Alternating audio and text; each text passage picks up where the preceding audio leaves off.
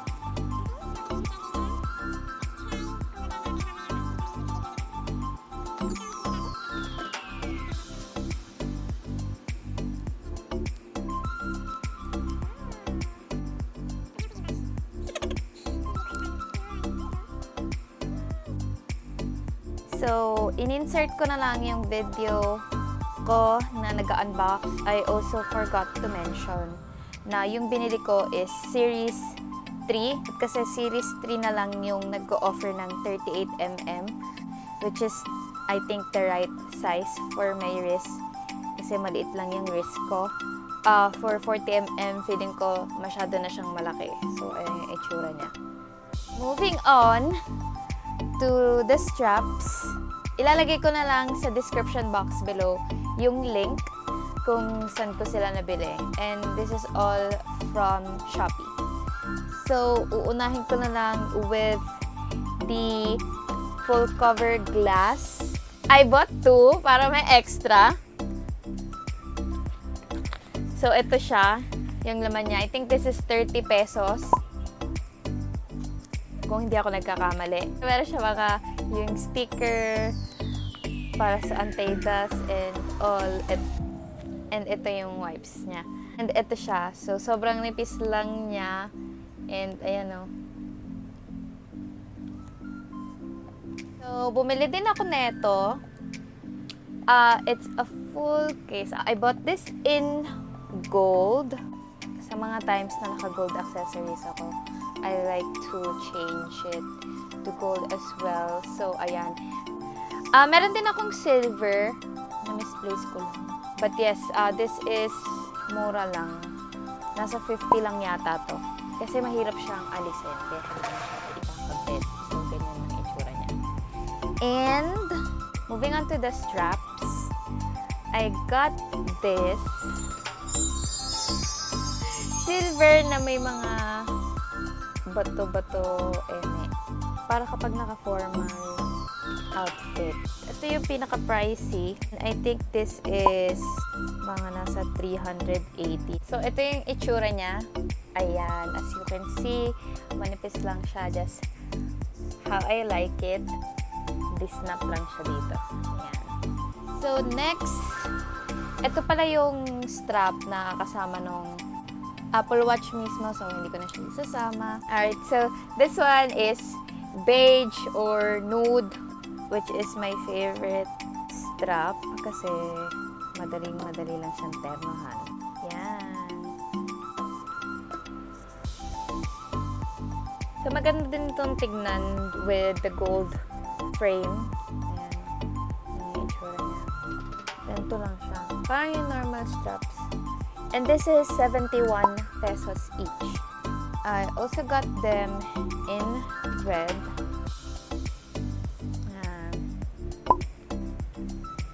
Bright red.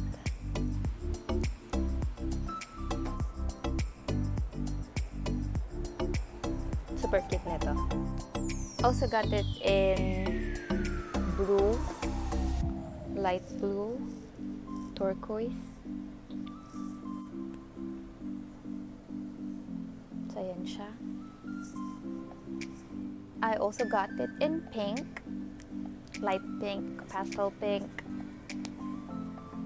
or nude pink. Super dami ng colors na available, guys. Super, as in super dami. Kaya lang wala naman akong budget.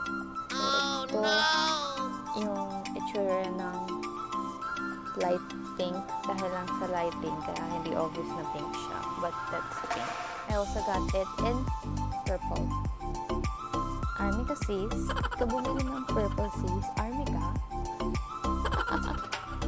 So, ito siya in purple. This is also cute. It's cool tone na purple. Also got it in yellow. Yung sad part nito is dalawa yung yellow na sinend sa akin ng seller. Oh no! So ayan, patunay na dalawa siya. So kung sino man yung naka-Apple Watch na 38mm or 40mm, since kasya din naman to sa 40mm na Apple Watch, PM nyo na lang ako at ibibigay ko na lang sa inyo to. Ayan siya. Hindi ko na kasi binalik. I think overseas to. It's from China pa yata. Yung overseas seller from Shopee. So, 71 pesos lang yung strap. And mahahassle pa ako magbalik. So, hindi na ako nag-bother. Kawawa naman yung seller kasi sasagutin nila yung shipping, right? So, move on na lang. Meron din sila mga printed na straps. So, I got this one. It's paws. And ang maganda dito sa printed na to is dalawa yung lock niya. Ayan, you can see. So, lesser chances na bigla na lang siyang mahubad. This one is on a much pricier side. 91 pesos yata, I think. Or 119. Popost ko na lang. But, ayun. Super worth it naman kasi makapal siya. And, again, dalawa yung lock. So, sa last strap, para sa haul na to, sunflower. Super cute ng pagkakaprint niya. Parang hand-painted sunflower yung dating niya. For 91 pesos, sis. Ito yung favorite ko sa haul na to. Kasi meron din akong, kung napanood niyo yung Shopee haul ko ng iPhone cases, meron din akong binili yung iPhone case na meron din siyang sunflower print. And, pair na din siya sa strap ng Instax ko. Which is ito. Yay! So, ayan. So, that's it for the straps na nabili ko.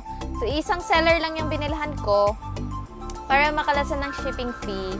So, tinry ko lang naman talaga kung high quality ba for 71 pesos. But yes, it is durable. Hindi siya ganun kanipis, hindi siya ganun kakapal. But, ayan. Matibay naman siya and hindi siya agad-agad nahuhubad. And also, this is a Shopee purchase as well, but it's not a strap. Ito siya. I bought this charging stand. It's a charger dock for multiple gadgets. And I bought this for 600 plus nung 99 sale. So, ito yung itsura niya. Di USB pala siya. Nakalagay dito 3-in-1 rotatable charger dock. So, this one is the lightning, yung pang iPhone.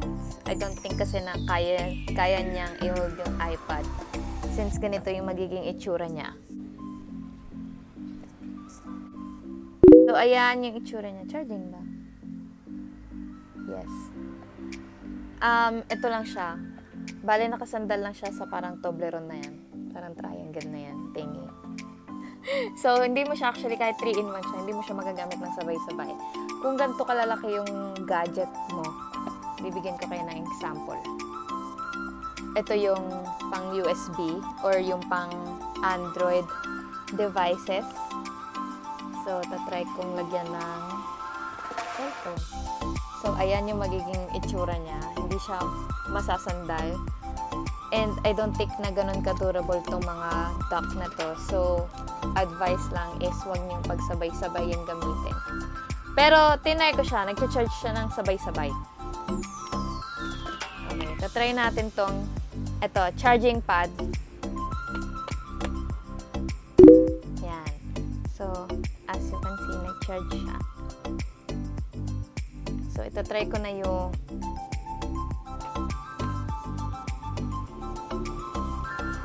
yan. Charging siya. Ayan. And meron din siyang USB Type-C. See? And also, ayan. Meron tayong pang AirPods dito. So, ayan. I don't know if makikita nyo na nag-green siya. So, it indicates charging. Oops, may nag-chat. Okay, so, this is AirPods 2 pala. I don't know if it's compatible with AirPods Pro. Ito yung pang Apple Watch. So, yun siya.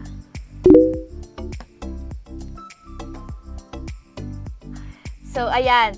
Pwede nyo pagsabay-sabayin yung gadgets nyo na i-charge, yung AirPods, yung Apple Watch, yung iPhone nyo. I think this is compatible lang with iPhone 8 pataas yung charging pad niya. And I don't know with Samsung devices kung ano yung mga compatible. So, ayan. Again, I bought this ng 600 plus lang. So, sulit naman siya. And ingat-ingat na lang sa paggamit kasi medyo loose yung mga charging dock. Kung wala kayong Apple Watch, pwede nyo siya actually tanggalin. So, removable itong dock. And ito, I thought it's wireless charging talaga. But ito, original na charger ko to ng Apple Watch ko. So, kailangan mo siyang like ikabit dito sa mismong pad. Nakakabit siya. Ayan. And medyo struggle yung pag-charge kasi hindi saktong-sakto yung fit niya nung charging pad ng Apple Watch ko. Yan. If you can see, may konting gap dito. But that's it. Yun lang yung pinaka-problem ko sa kanya. May more than a week na to sa akin. And so far, okay pa naman yung performance niya. Lahat pa naman ng docks gumagana. Like, perfectly.